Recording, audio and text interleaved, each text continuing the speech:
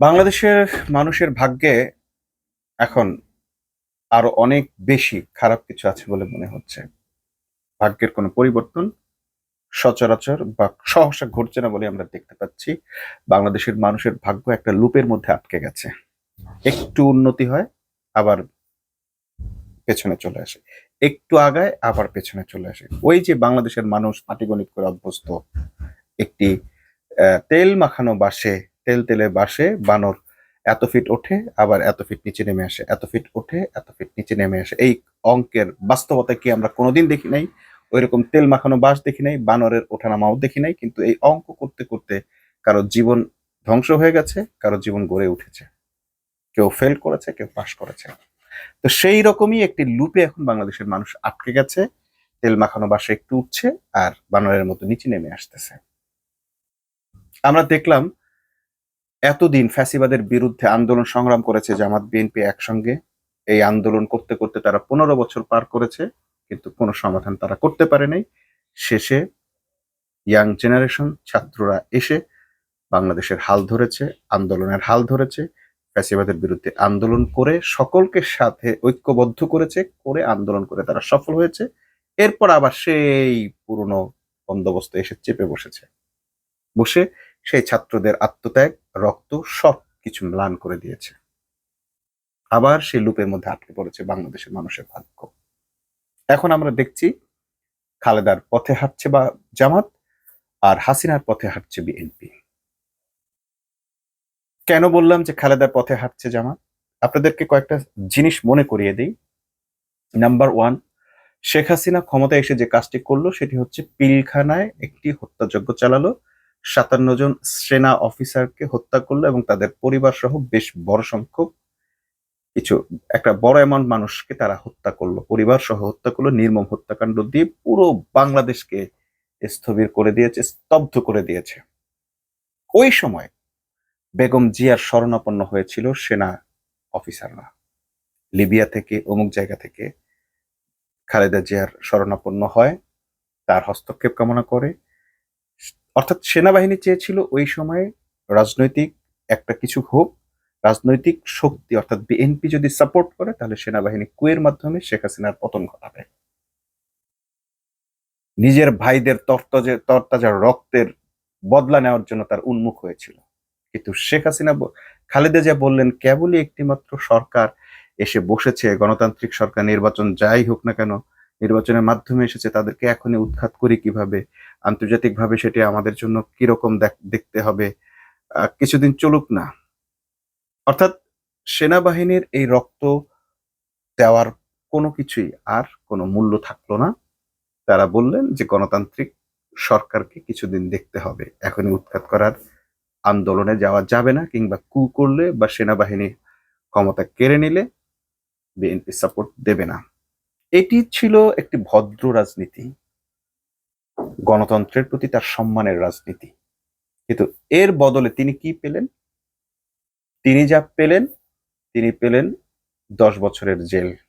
তিনি হারালেন সেনাকুঞ্জের তার বাড়ি, তার ছেলেকে পঙ্গু বানানো হলো, মেরে কেটে বিদেশে পাঠানো হলো, আরেক ছেলে অসুস্থ হয়ে বিদেশে মারা গেলেন, এবং তিনি নিজেও শেষ পর্যন্ত সুচিকিৎসার অভাবে এক প্রকার বন্দি থেকে জীবন অবসান ঘটালেন। ভদ্র রাজনীতির এটাই পরিণাম। আরো কি ভদ্রতা তিনি করেছিলেন আপনাদেরকে একটু মনে করিয়ে দিই। যখন তত্ত্বাবধায়ক বিলটি চুপিসারে, অর্থাৎ অন্য একটি মামলার রায়ে, মুন সিনেমা হলের মামলার রায়ে এসে পুরো তত্ত্বাবধায়ক সরকার সহ ওই সংশোধন বাতিল করে দিল, সংবিধান সংশোধন বাতিল করে দিল, অবৈধ ঘোষণা করে দিল শেখ হাসিনার সরকার, একই সঙ্গে তত্ত্বাবধায়ক বিলও বাতিল হয়ে গেল। আচ্ছা, এখন তত্ত্বাবধায়ক বিল যখন বাতিল হয়ে গেল তখন কি দাঁড়ালো পরিস্থিতি? খালেদা জিয়া তখনও ভেবেছেন যে এক্ষুনি ওইটার উপরে যেহেতু তেমন কোনো কিছু হয়নি, সম্ভবত ওই সিনেমার হলের কেন্দ্রিকই মামলা রায়টা হয়েছে, আহ এটা একটু দাবি করলে, যেহেতু এর আগেও শেখ হাসিনা বা আওয়ামী লীগ তত্ত্বাবধায়কের পক্ষে ছিল, এখনো তারা তত্ত্বাবধায়ক বিলটাই রেখে দিবে। কিন্তু আমরা দেখলাম যে মোটামুটি মাস তিনেকের মধ্যে বা 1 মাস এরকম একটা সময়ের মধ্যে তারা একটা আন্দোলন করলেন, যে আন্দোলনের তত্ত্বাবধায়ক বিল আবার পুনরায় সংবিধানবদ্ধ করার জন্য দাবি তুললেন। এবং সেই দাবিটা আস্তে আস্তে এমনভাবে জোরালো হলো, সে জোরালো হওয়ার পরে বিশাল একটা সমাবেশ করা হলো নয়াপল্টনে। সেখানে জামাত শিবিরের উপস্থিতি, জামাত বিএনপির উপস্থিতি ছিল, বর্ণাঢ্য উপস্থিতি এবং প্রস্তুতিও ছিল ব্যাপক। বিশেষ করে শিবির, ছাত্রদল, জামাত এবং বিএনপির যুব সংগঠন, এদের মধ্যে একটা বড় ধরনের প্রস্তুতি ছিল। অর্থাৎ ওই আন্দোলনের মাধ্যমে তত্ত্বাবধায়ক বিল পাশ করিয়ে নেওয়ার একটা বড় ধরনের প্রস্তুতি তাদের মধ্যে ছিল বলেই আমরা জানতে পেরেছিলাম। তো সেই প্রস্তুতি সত্ত্বেও খালেদা জিয়া একটু শান্তির পথে হাঁটলেন, শান্তির পায়রা।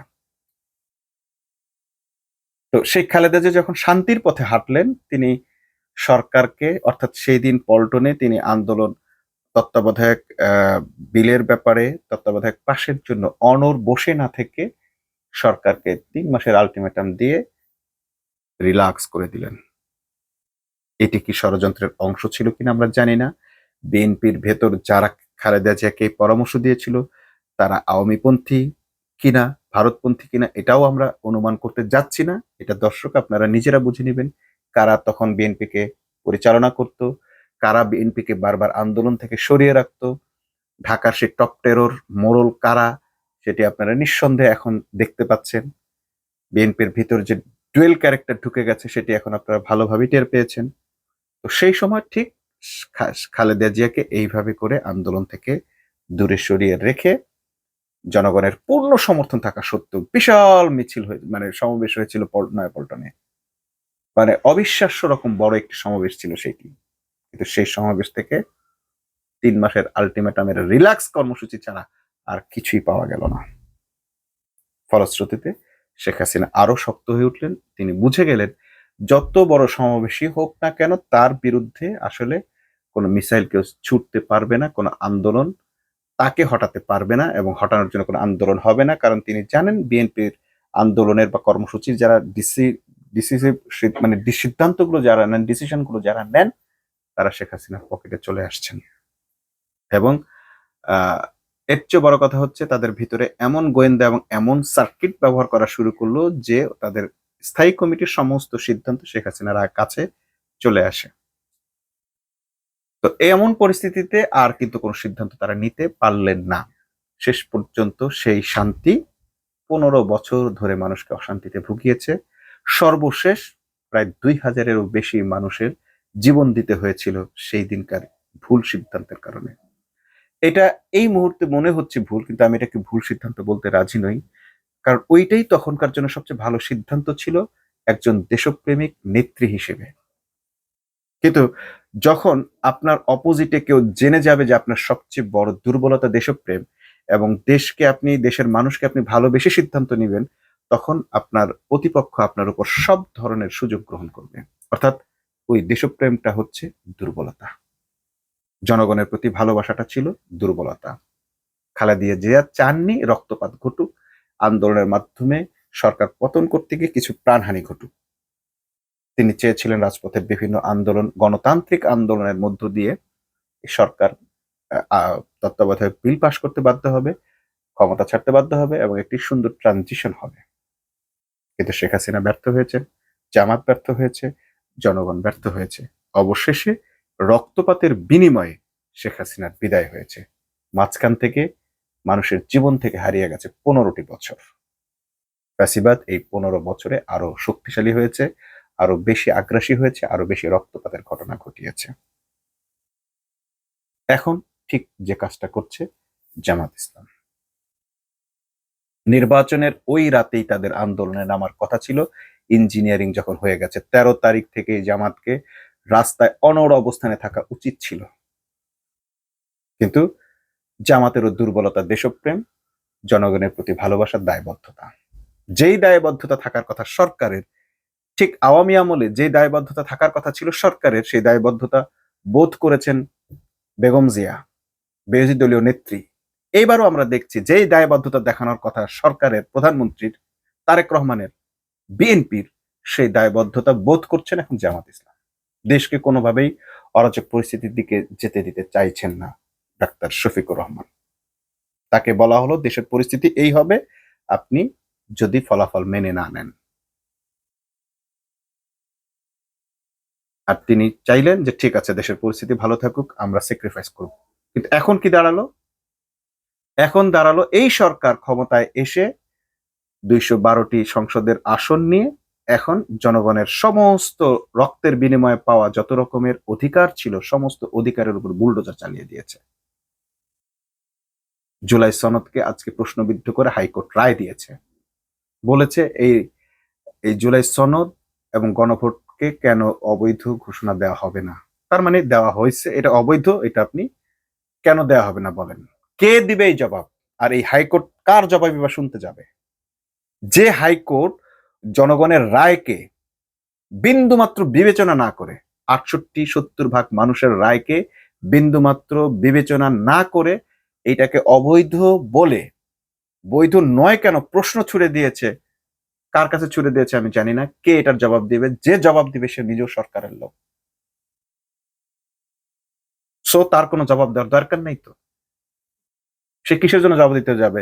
সে বলবে হ্যাঁ আসলে এটা অবৈধ, আপনি ঠিকই বলেছেন মাননীয় হাইকোর্ট।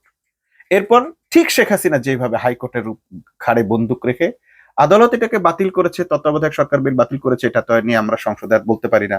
এই বারবার একই পেঁচাল পাচ্ছে। এই ১৫টা বছরই আমরা দেখলাম এই হাইকোর্টের উপর, হাইকোর্টের ঘাড়ে বন্দুক রেখে শেখ হাসিনা যা খুশি তাই করেছে। এখন ঠিক বিএনপি হাইকোর্ট দেখানো শুরু করেছে, যেহেতু এটা হাইকোর্ট এরকম দিয়েছে, অতএব এটা এখন ঈদের পর আর কোনো এর মধ্যে কিছু হবে না। এখন জামাত কি করবে? বলবে যে ঈদের পর আমরা আন্দোলন করব, ঠিক যেই ল্যাঙ্গুয়েজটা ব্যবহার করেছিল মির্জা ফখরুল। কিন্তু জামাত হয়তো এখন বাক্যটা বলছে না, কিন্তু হয়তো মনস্তাত্ত্বিক ভাবে তারা চিন্তা করছে ঠিক আছে এখন সামনে ঈদ রোজা, এখন কিছু না করি, ঈদের পর, এই ঈদের পর যে ১৫ বছরে আর হবে না, সেটিও হয়তো আমরা গত ১৫ বছর থেকে ১৭ বছর থেকে সেই দীক্ষা আমরা অলরেডি লাভ করেছি।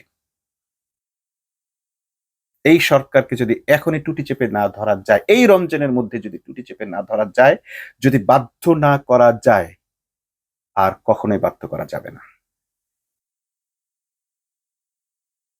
এখন কে বাধ্য করবে? জামাত কোনো রেডিক্যাল দল না, বিএনপির খালেদা জিয়ার দলও কোনো রেডিক্যাল দল ছিল না। তারা কোনো সরকারকে কোনো আন্দোলন দিয়ে কোনো কিছু আদায় করতে পারেনি, কোনোভাবেই বাধ্য করতে পারেনি।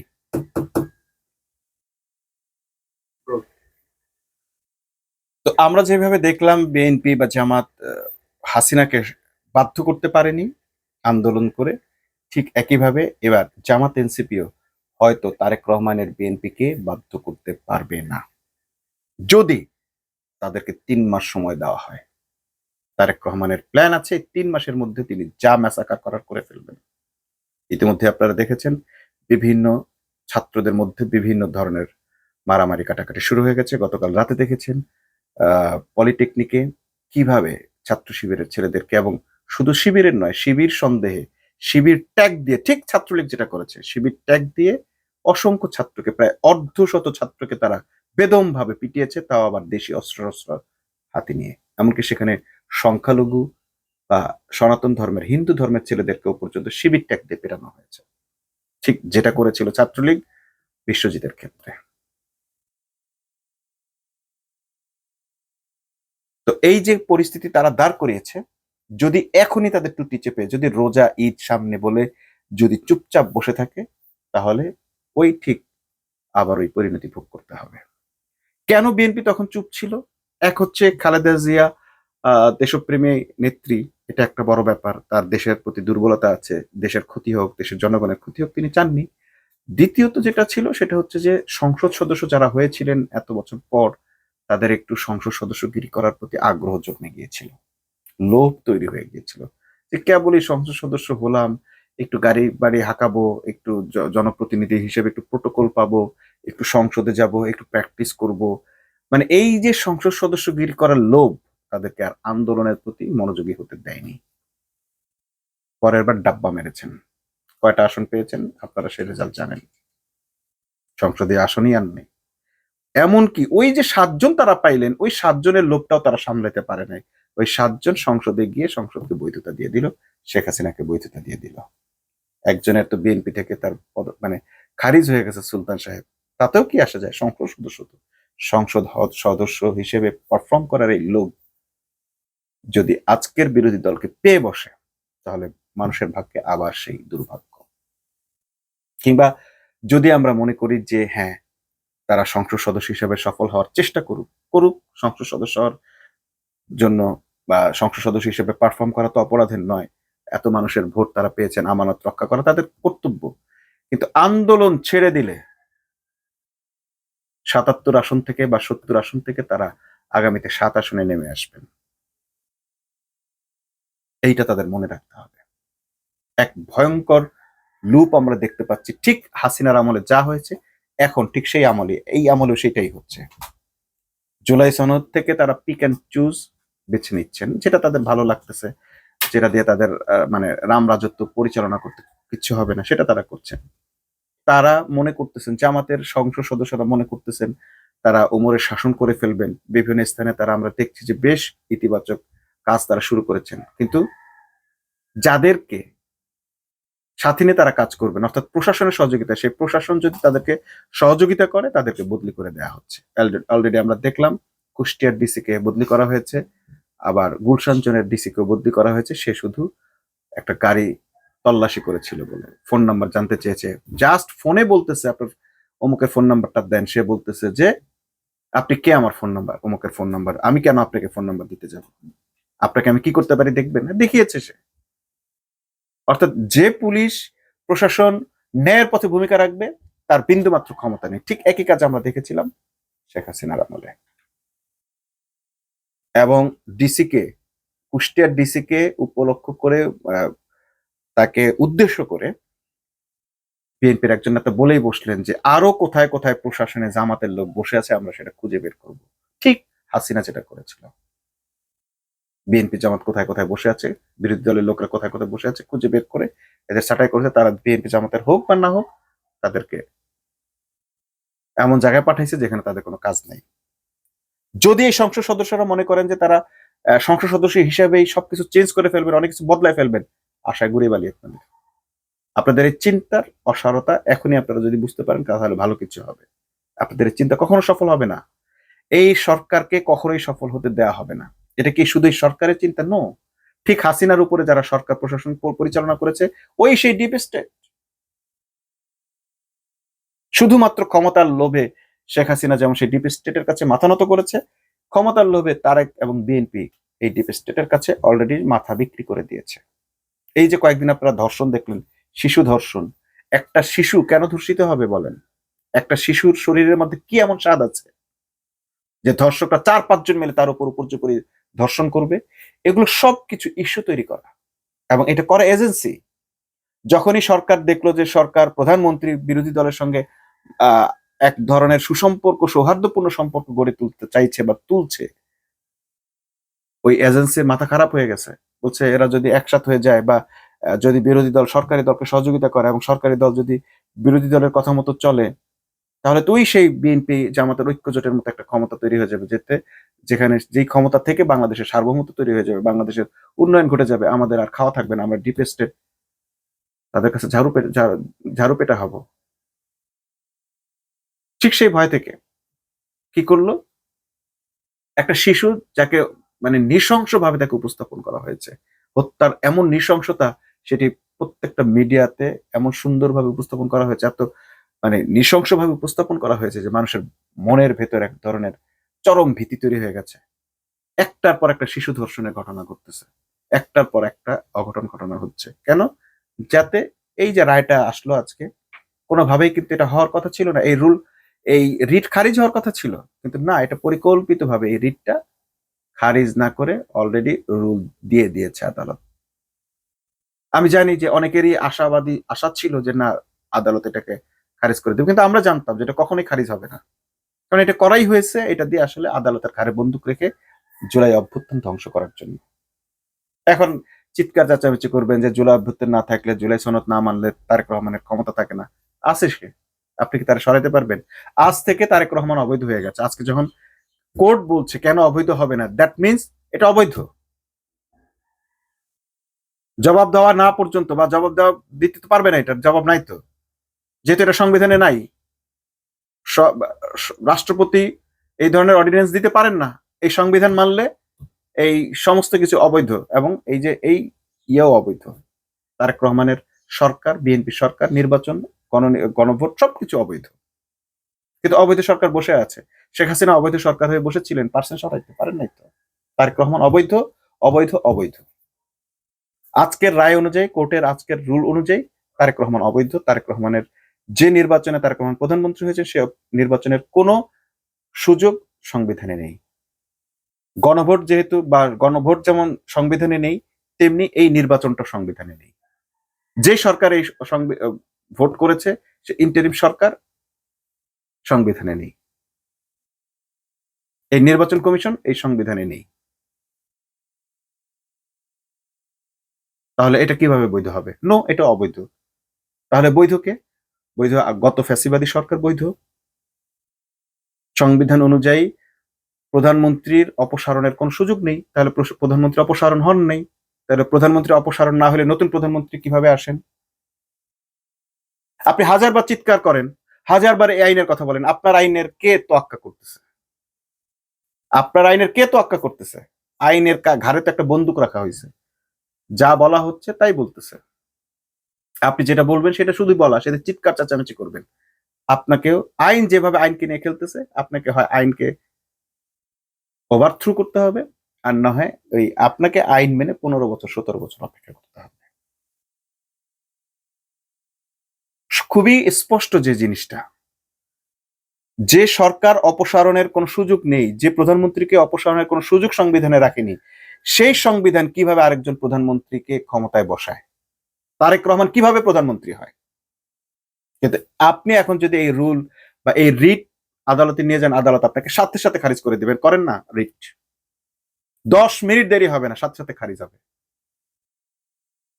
কারণ আইনটা তো মানে হাইকোর্ট তো চালাচ্ছে ওই যে সেই লোক, যে হাইকোর্ট শেখ হাসিনার সময় চালিয়েছে, তারাই চালাচ্ছে, তাদের মধ্যে আর একটা মেকানিজম চালাচ্ছে। এখন আবার একটি প্রজন্মের অপেক্ষা আমাদেরকে করতে হবে।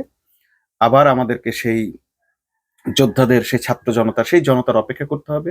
কিন্তু তারাও ভাবতেছে যে কেবলই একটি ইয়ে হইলো, আবার এত মানুষের জীবন দিয়ে আমরা কি পেলাম? আসলে কিছু পাওয়া যায় না, সবাই খারাপ, সবাই দুর্নীতিবাজ, এনসিপিও এরকম এরকম করেছে, ওরা এরকম করেছে, ঠিক আছে আন্দোলন আর যাব না।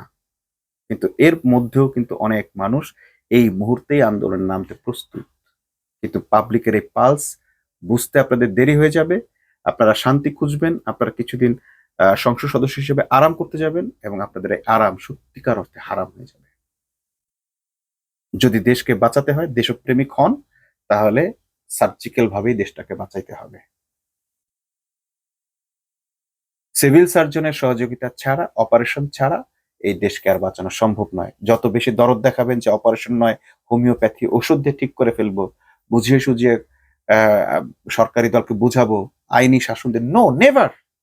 বাংলাদেশের আইন রাষ্ট্রীয় ক্ষমতার বাইরে এক চুল নড়তে পারে না। কেউ যদি বলে আইনের স্বাধীনতা আছে, তাহলে তার চেয়ে বড় মিথ্যাবাদী আর কেউ হইতে পারে না।